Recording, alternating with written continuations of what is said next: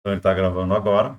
Nós queremos fazer um cálculo das forças que existem num sistema elétrico e de massa. Ou seja, então nós temos duas cargas elétricas, uma aqui e outra aqui. E essas duas cargas elétricas, elas têm uma seguinte situação. Elas sofrem, como é uma carga elétrica de valores Q1 e Q2, elas sofrem uma força elétrica de repulsão, porque as cargas são ambas positivas. E sendo ambas positivas, então vai ter uma força que a gente vai chamar depois em X, tanto nesse sentido quanto nesse sentido. A gente pode analisar apenas um trecho aqui. Essas forças elétricas associadas à massa, que vai gerar uma força-peso para baixo, no sentido em Y, vai acontecer então que esta massa que ela está conectada a essa barra, que tem uma distância d entre esses dois pontos, estão ligando essas duas cordas, essas cordas e essas massas, elas vão acabar tendo um certo deslocamento, criando um certo ângulo θ em relação a essa normal, a essa linha aqui, ó. Então aqui existe um ângulo θ. Então a gente pode dizer que aqui, ó, vai se formar um triângulo retângulo. Entre esse lado, aqui teria um cateto adjacente e aqui um cateto oposto. A mesma coisa vai acontecer do lado de cá. Então, o que a gente vai querer fazer? A gente tem um sistema em equilíbrio entre essas forças elétricas e gravitacional, que gera a força peso, ou seja, a força gravitacional gera a força peso. E a gente conhece as cargas Q1 e Q2, a distância d, o comprimento do fio L e o ângulo θ entre a normal e o fio. A primeira coisa que nós temos que fazer é fazer o cálculo da força elétrica, dado que a gente conhece as cargas Q1 e Q2. Para calcular a força elétrica, a gente usa uma expressão que é dada por força, é a constante K, que vale 9 vezes 10 na nona, multiplicado pela carga Q1 e carga Q2, podemos colocar em módulo Q1 e Q2, dividido pela distância entre as cargas ao quadrado, R ao quadrado. E aí nós entramos então no primeiro problema. Como é que a gente calcula essa distância R, que vai entre uma carga e outra carga? Nós temos a distância D, mas nós temos apenas esse comprimento L da corda. Então, se nós olharmos bem, isso aqui é um triângulo retângulo. Ou seja, então a gente define que esse cateto oposto aqui, ó, ele é o cateto, ou seja, ele é o cateto oposto em relação a esse triângulo retângulo. Então, como é que a gente calcula essa distância P? Ou seja, a gente pode dizer, observando o desenho, como esse ângulo θ é o mesmo em ambos os casos, ou seja, em ambos os lados, nossa distância R total vai ser D mais P, ou seja, então nós temos que a distância entre as cargas vai ser D mais 2P, nós chamamos isso de equação 1. E para a gente poder calcular essa distância P, a gente com um triângulo retângulo, a gente verifica que P é o cateto oposto, e aí a gente sabe que o seno de θ é justamente o cateto oposto P dividido pelo comprimento. Então, P passa a ser simplesmente L vezes seno de θ.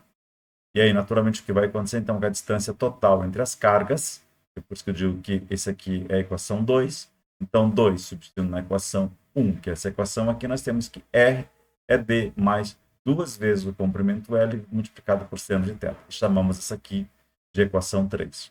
Então, assim, o valor da força elétrica sobre cada carga, ela vai valer, eu digo então que é 3 nessa equação 4, a força elétrica aqui, falta colocar força elétrica, é carga, que é a constante de Coulomb, que vale 9 vezes 10 na nona, multiplicada pelo módulo de Q1 e multiplicada pelo módulo de Q2, dividido por R ao quadrado. Então, nós passamos a ter a força elétrica.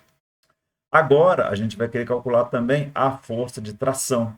Mas onde é que está a força de tração? A força de tração está justamente sobre essa corda que segura a força-peso, segura então a massa, e também ele segura, vamos dizer assim, a massa numa certa posição, ou seja, segura a carga numa certa posição.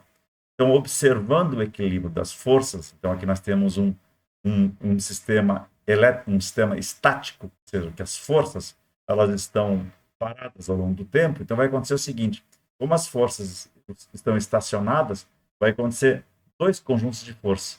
Uma força que estaria no sentido X aqui, ó, e uma força no sentido Y, que estaria aqui. Ó. As forças em X, elas são compostas do quê?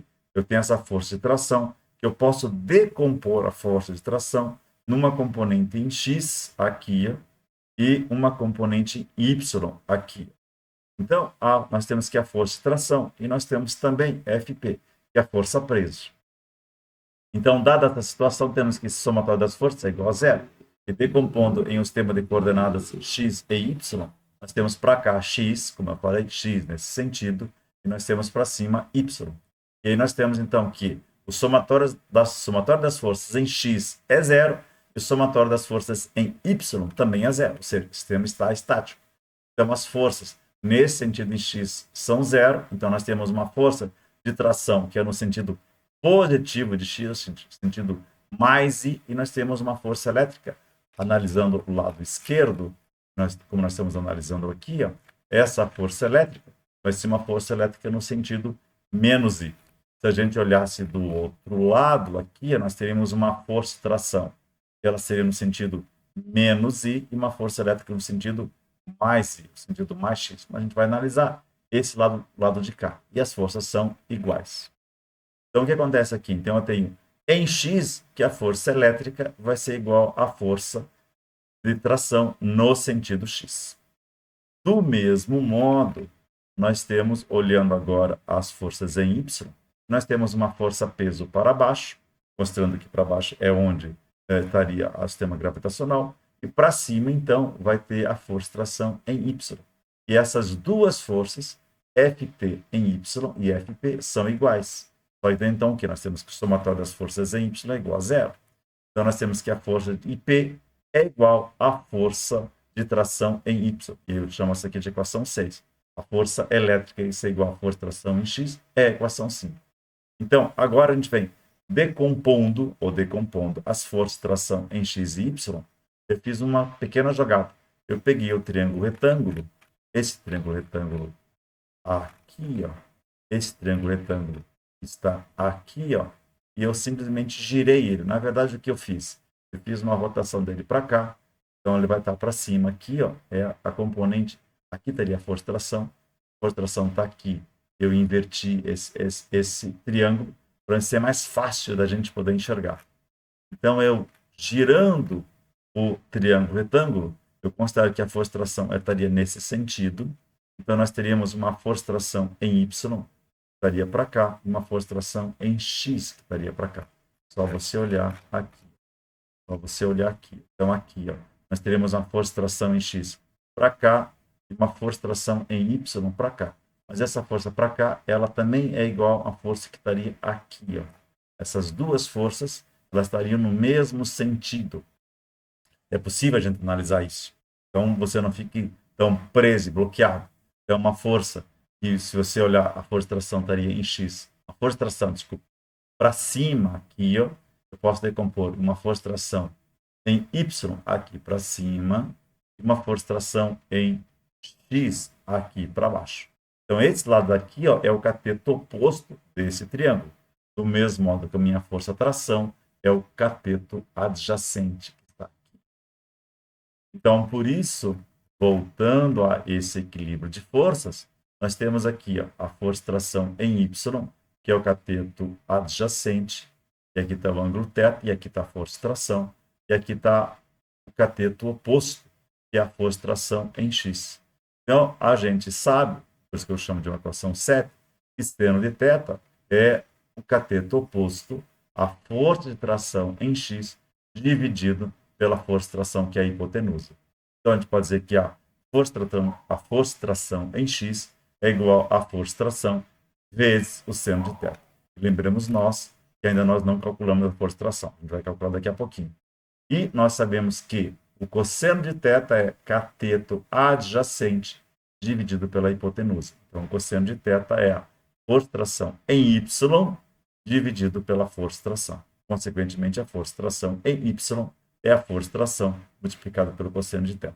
E agora, então, meus caros, o que a gente vai querer é ser capaz de calcular a força de tração. Como é que isso acontece?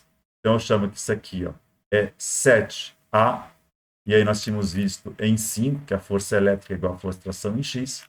Então, a força de tração em x, como nós vimos aqui, ó, é a força de tração vezes seno de θ, que é igual à força elétrica.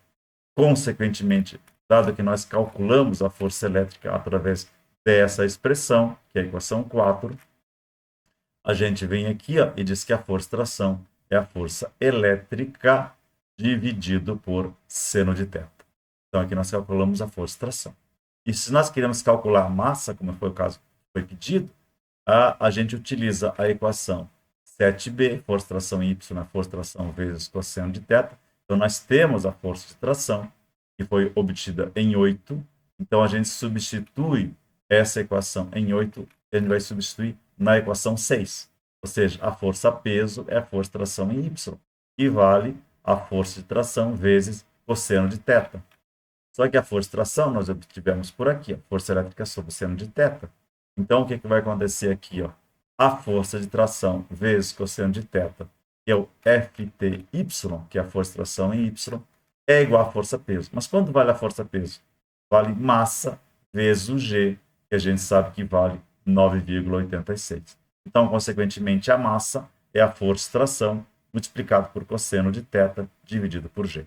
E aqui, então, nós encerramos a nossa apresentação e a nossa aula.